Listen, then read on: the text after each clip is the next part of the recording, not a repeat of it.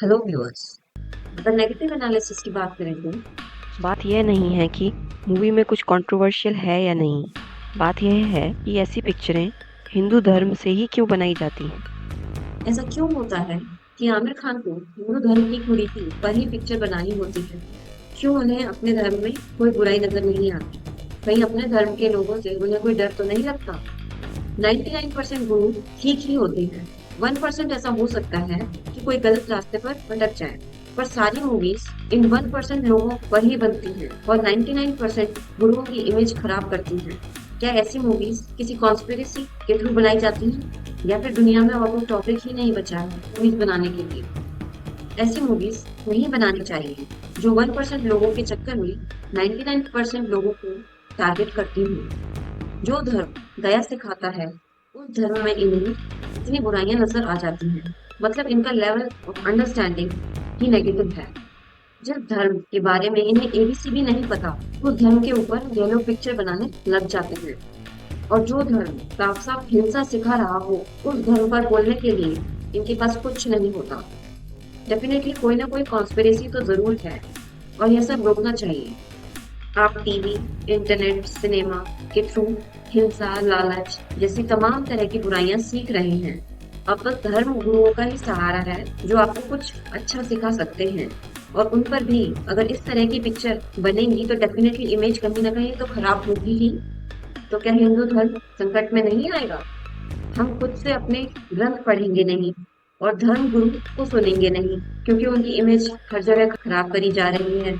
तो फिर हम हिंदू धर्म से दूर हो जाएंगे, और यही इन मूवीज का मोटिव होता है।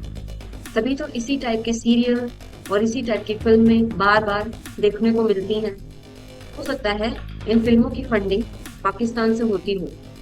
ऐसी फिल्मों को जरूर रोकना चाहिए जो कंटिन्यूअसली एक ही धर्म को टारगेट करती हो। बॉलीवुड को हिंदू धर्म को टारगेट करना बंद कर देना चाहिए, और अगर इस धर्म से कुछ अच्छा सिखा सकते हैं तो वह सिखाएं। 1% लोगों के चक्कर में 99% धर्म गुरुओं को बदनाम ना करें। महाराज मूवी एक सत्य घटना पर आधारित फिल्म है, जो कि 1862 में मुंबई की किसी जगह पर आधारित है। उस समय भगवान कृष्ण के मंदिर को जो फैमिली संभालती थी वो महाराज कहते थे। महाराज को ही भगवान कृष्ण का वंशज समझा जाता था। उस टाइम पर महाराज के लोग पूजा किया करते थे और उनका जूदा प्रसाद भी खाया करते थे। इन्हीं महाराज को चरण सेवा भी दी जाती थी, पर चरण सेवा वो सेक्सुअल प्लेजर को कहते थे। बहुत सारे अंधभक्त अपने घर की महिलाओं को चरण सेवा जैसी प्रथा के लिए भेजा करते थे। इसी चरण सेवा को रोकने के लिए एक करसन दास नाम के क्रांतिकारी ने आवाज उठाई और कोर्ट में केस लड़ा, और उन्हीं की हिम्मत के कारण चरण सेवा जैसी कुप्रथा बंद हुई। करसन दास एक क्रांतिकारी विचारों के व्यक्ति थे, जो अखबारों में लेख के द्वारा लोगों को जागरूक किया करते थे। मूवी के बारे में बात करें तो सभी की एक्टिंग अच्छी है। मूवी इमोशनल टॉपिक पर बनी है, बट डायरेक्टर ने कोशिश करी है थोड़ा ह्यूमर डालने की, तो आपको फिल्म बोर नहीं करेगी। अगर पॉजिटिव एनालिसिस देखें तो जब करसन दास ने चरण सेवा को समझा तो उन्होंने तुरंत उसके खिलाफ एक्शन करने का फैसला किया। उन्होंने समाज की भलाई के लिए लेख लिखे, जिसमें उन्होंने समझाया और चरण सेवा जैसी कुरीति को सबके सामने लेकर आए। अगर वह ऐसा नहीं करते तो यह प्रथा काफी लंबे समय तक चलती रहती और बहुत लोगों की जिंदगी खराब हो जाती। अगर इस मूवी का स्टुपिडिटी एनालिसिस करें तो जिस व्यक्ति को महाराज नाम से संबोधित किया जाता था, उसको खुद ही नहीं पता था कि वह कुछ गलत कर रहा है।